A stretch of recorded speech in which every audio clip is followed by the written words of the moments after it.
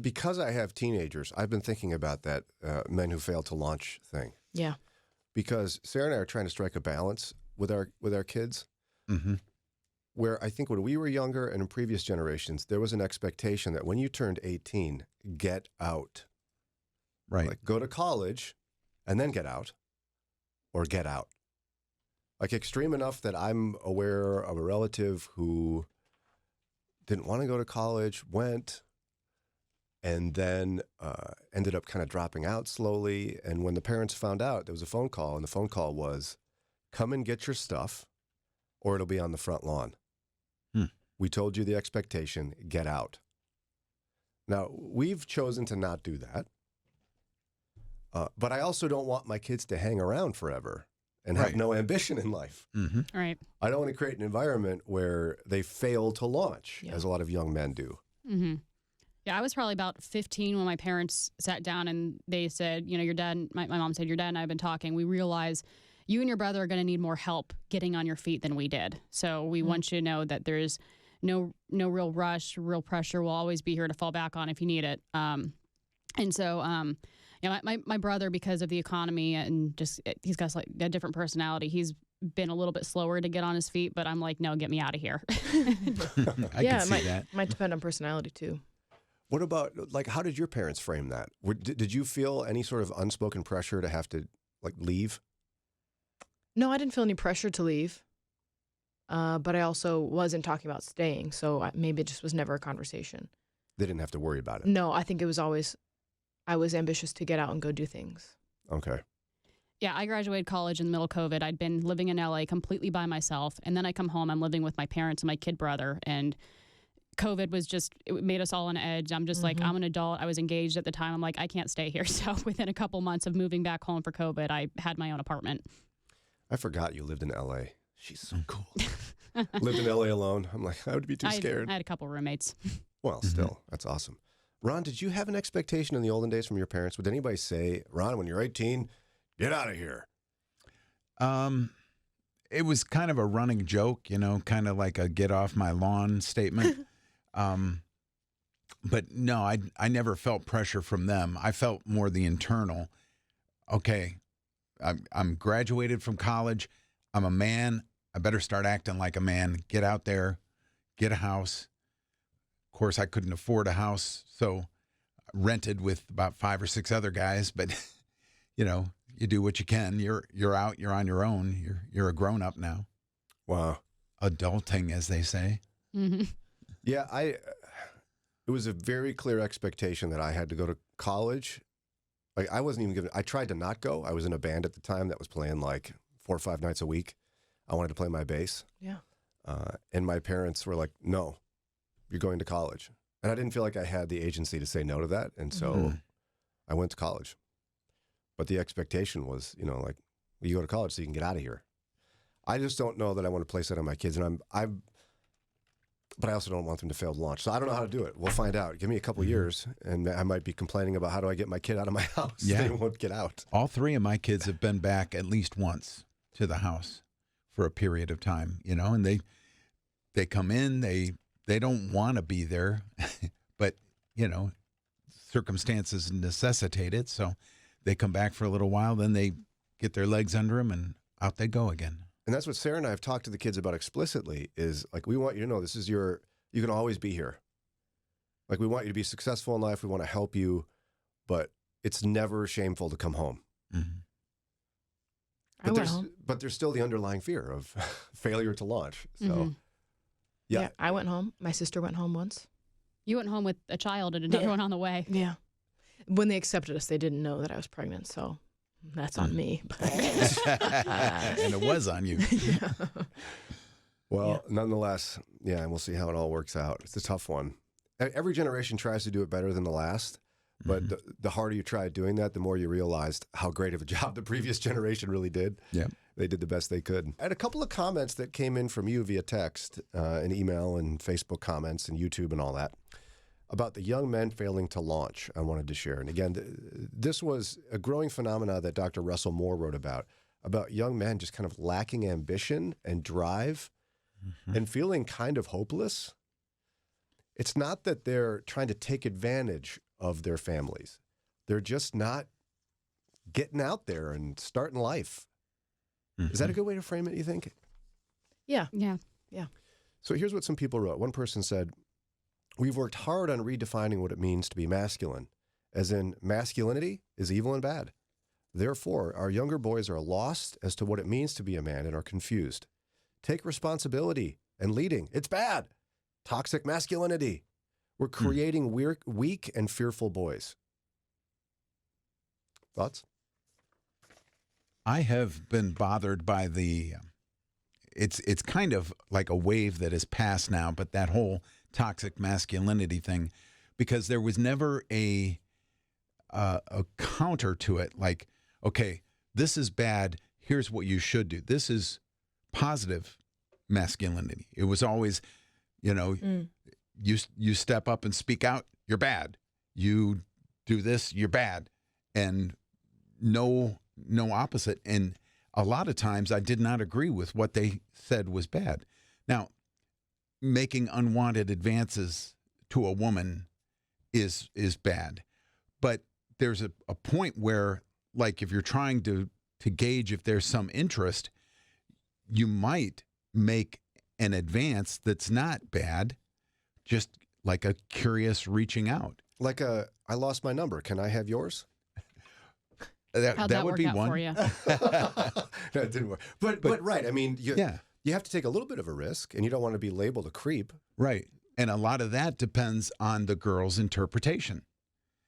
I used to tell my daughter, maybe junior high, but she would come home and she'd been wearing an outfit to attract a specific guy. And she was like, all these creeps were looking at me. I'm like, you can't help that. You dressed so that men would look at you. The one you wanted to may or may not have, but a lot of others did. You can't dress and only be one man looking at you. How did she respond to that? I think she realized it was logic and went away in a huff. You put a sign on her shirt. Teenagers. This is for Brad only. What do you ladies think of this comment? I think that's one of several reasons. It's a really hard time to be a man. I think there's a lot of compounding reasons, but I think that's a big one. Yeah. Lauren? Yeah, I think it's like they don't want to be toxic, what our culture says is toxic, and so they don't know what else to do. They're scared. They're scared of doing something wrong. They're scared of making a misstep and being, canceled or berated or bullied for being toxic. Yeah, because the consequences can be extreme nowadays, because since everyone has a platform, Yeah. you could be a teenage boy and do something dumb, and it's over. Yeah, and it just takes one person who may or may not even be credible in any type of way. They just have to say something, and everyone believes them, and then you're cut off. And we've talked before about how the school system favors girls. Yeah. So we can't expect guys to be in an environment where they were put down, they were not thriving, it just wasn't a good environment for them. If they go to college all the way up until they're 22, so from like 5 to 22, they're in that environment. Of course, they're not going to be well adjusted when they go into the real world. Mm-hmm. And I have to say this carefully, but so for most of human history, women have been oppressed and treated very poorly. For most of world history, the vast, vast, vast majority. Yeah.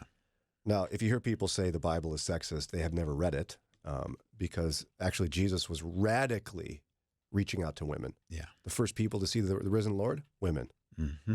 Jesus, one of the most scandalous things he did was talk to a woman at the well. Mm-hmm. His disciples, if you read the story, they weren't like, "Why were you talking to that Samaritan or whatever?" Why are you talking? No, why are you talking to that woman? What are you doing? But the pendulum has swung so far. We now have more women in college than men. Mm-hmm. We now have women outperforming men in everything, and we're telling men that manhood is so bad that it could be toxic. Where's the message for women? Really, I mean, the implied message is womanhood in all of its forms is pure and good. Okay, slap me, Lauren. No, you're right. Now, I know nobody these days wants to hear that, but that's a dangerous message too, to tell And even to the point of body positivity can be an equally problematic thing. Like, you're absolutely beautiful no matter how you look, no matter how unhealthy you might be. Right. That's dangerous. And also, women are great, men are dumb is a dangerous, dangerous message. Yeah. So what are we going to do about that, Lauren? You're a girl boss. Girl Boss is out, Brian. You weren't here for that conversation. It's out? Yeah, Girl Boss is out. What's Soft in? Girl Soft girls in. Okay. But I shouldn't call you that, though, should I? Oh, I don't know. Ron said he likes soft girls. So. And I cannot lie. Yeah, Girl Boss is out. Soft Girl's in. How are we going to fix Maybe you this? should go back and listen on YouTube. Yeah, well, maybe. I don't know how we're gonna fix it. I don't know. I mean, I guess it's gonna have to start like at home and with your children, teaching them actually what is good and what's true, and speaking into their confidence. But you can't criticize women today. You can't? Is that what you said? No. Especially men. Yeah. Men cannot criticize women today. That's our society. Yeah. It's not allowed. Because women, perfect. It's a little extreme. I can tell by the look on your face. It's extreme. Yeah, it's extreme. And then add to that toxic recipe, the church. This is where it's harder for Christian men, I think. The church for many decades has been poorly teaching what manhood really is. Like, we have defined it in a response to a world that's erasing gender into a caricature of manhood, where Ron and I, if we were real men, would take off our shirts, go cut down some trees, chop wood, do some push-ups, and then go sleep out there tonight. Yeah. I mean, I think like everything, it's a pendulum. We swung way too far over to men are the worst, women rule all, and I think it's going to come back down. Do you? I think everything does. I tend to think things exist in a circle. You go so far one way, you're going to come right back around to where you started. Swing all the way around. It's just been going on for so long. I mean, think about the 90s and early aughts sitcoms where it's like, doop, doop, doop, dumb guy that needs a woman to yell at him. Doop, doop, doop. I mean, I love the show King of Queens. It's so funny. But every plot line is that Doug he's dumb Heffernan and is she's a smart, total idiot and he's trying to get away with something. And she catches him. That's like every storyline. Like he's in a that show. child, yeah. And forget, everybody loves Raymond. I love that show. I do too. So It's so funny. I mean, the parents, that dynamic, to think. Gold. But Ray has a successful career, but at his core, he's an idiot. And he's a terrible father, a terrible husband. Always trying to go golfing. Uh-huh. He's too attached to his mother. And really, the hero is his wife. And again, it's all funny. I laugh at it too. But that slowly degrades a message in society about men are total idiots. Mm-hmm. It starts even in kids' cartoons. Like the dads in the shows that I grew up and probably Lauren grew up watching, or like Nickelodeon or whatever, they were a bunch of morons. They were so stupid, and the kids were the smartest people in the room, and sometimes mom occasionally had a good head on her shoulders, but the dads were always the dumbest people you've ever seen. There's like nothing going on upstairs. Fairly Odd Parents, dad was nothing. Oh, Nothing going on up there. Even iCarly, which I love that show. I loved Spencer. He's so dumb. He was so stupid. Yeah.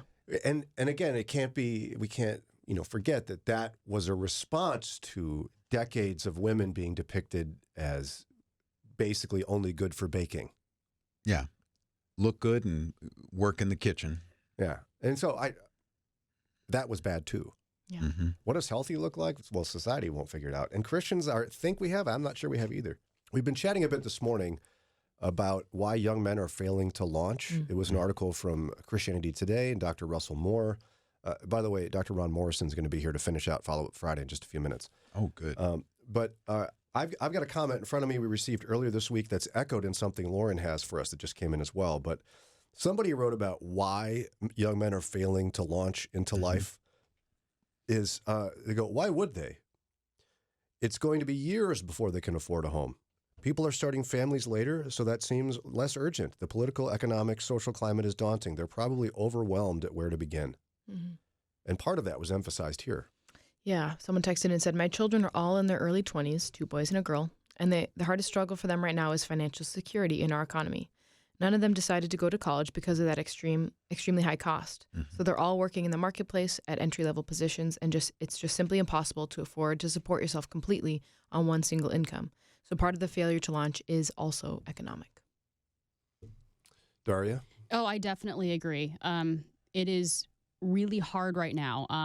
Something else I've noticed, I'm not saying this is true about this particular listener's children, but I have noticed that my generation, for some reason, a lot of us think they're above having roommates. They're like, oh, I can't afford to live someplace by myself. Get a roommate. Live with a sibling or a cousin or someone. Like majority of us had to do before we made enough to support ourselves, or in my case, got married and had that dual income. Yeah, I wonder where that comes from. I really think my generation has a very unrealistic expectation of what we're owed or what we think the world is like. You see these videos of people coming right out of college and thinking they're going to get this great, like, $100,000 plus salary with hardly any work experience, or they're just going to land that dream job right out of college. And they don't understand.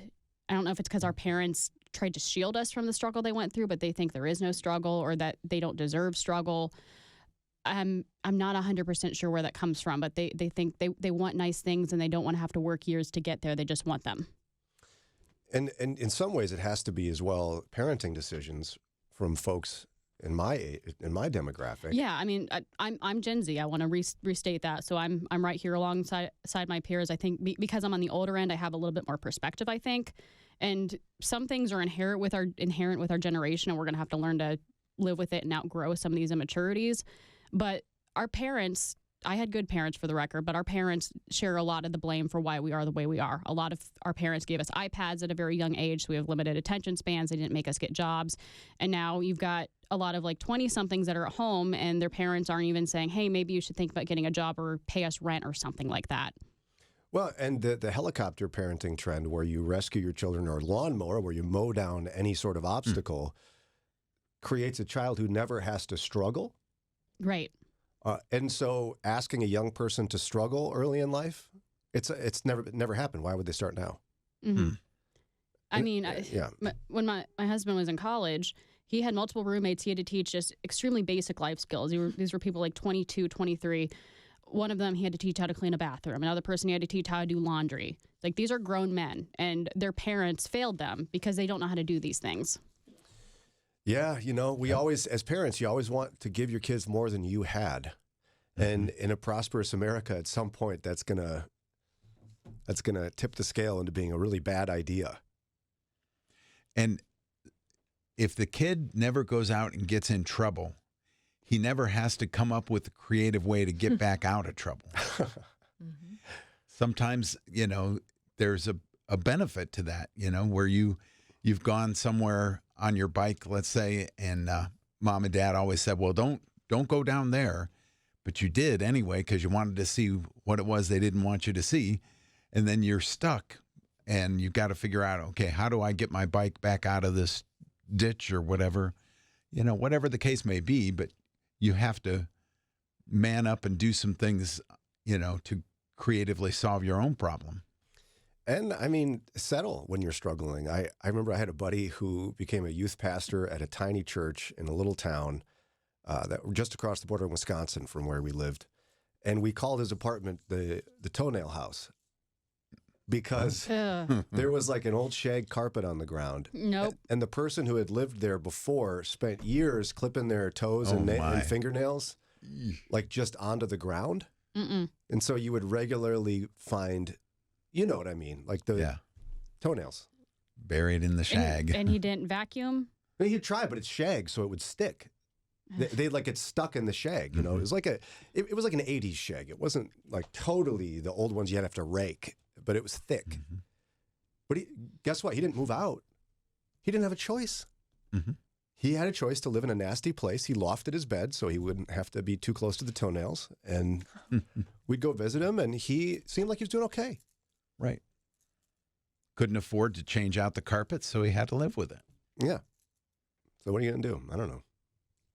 You girls are pretty grossed out, though. Hey, that's nasty. I mean, I've lived in some dives.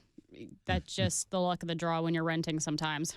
And that's part of life, and it builds character, honestly. You guys are renting now. You find any good toenails anywhere? Or? Oh, my God.